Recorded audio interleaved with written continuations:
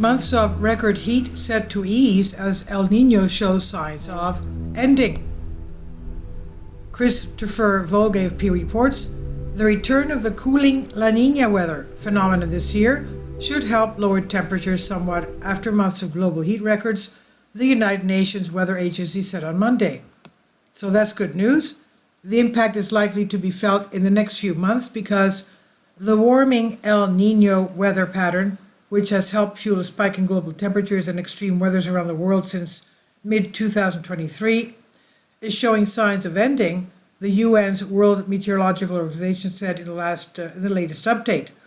The WMO warned, however, that global temperatures would continue to rise in the long term due to human-induced climate change, which continues to make extreme weather worse and upend seasonal rainfall and temperature patterns.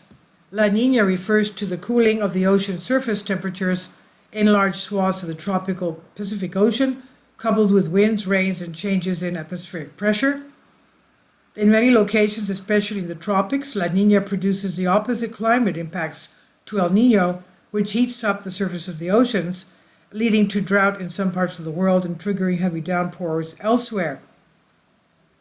The WMO said there was a 60% chance of La Niña conditions in the period from July to September and a 70% likelihood during August to November. The chances of El Niño redeveloping are negligible, it said.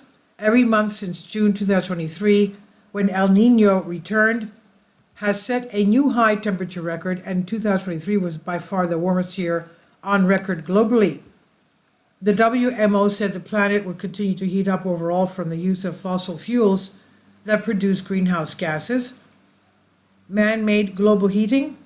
The end of El Niño does not mean a pause in long-term climate change, as our planet will continue to warm due to heat-trapped greenhouse gases, WMO Deputy Secretary General Co. Barrett stressed. Exceptionally high sea surface temperatures will continue to play an important role during the next months, and much of the planet's excess heat from climate change is stored in the oceans. In the United States, the National Ocean and Atmospheric Administration, NOAA, has already factored the expected La Niña into its forecast for this year's Atlantic hurricane season. The NOAA said it expected 4 to 7 major hurricanes in the Atlantic between June and November. The upcoming Atlantic hurricane season is expected to have above normal activity due to a confluence of factors, including near-record warm ocean temperatures in the Atlantic Ocean, development of La Niña conditions on the Pacific, reduced Atlantic trade winds, and less wind shear, the NOAA said on May 23rd. The WMO noted that the past 9 years had been the warmest on record, even with the cooling influence of La Niña event that lasted from 2020 to early 2023. The latest El Niño, which peaked in December, was one of the 5 strongest on record. Barrett said our weather will continue to be more extreme because of the extra heat and moisture in our atmosphere. The WMO has made it a priority to ensure that all regions of the world are covered by early warning systems by 2027, particularly the least well-equipped, such as Africa. Seasonal forecast for El Niño and La Niña and the anticipated impacts on the climate patterns globally are an important tool to inform early warnings and early action, Barrett said. This is from Agence France Presse by Christopher Vogel on Science Alert. Please leave your comments and thank you for your support.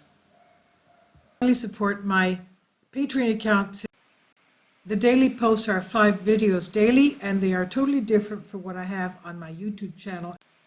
Thank you so much for your support and that you find all my content so interesting. You'll find the Patreon account details in the description box below.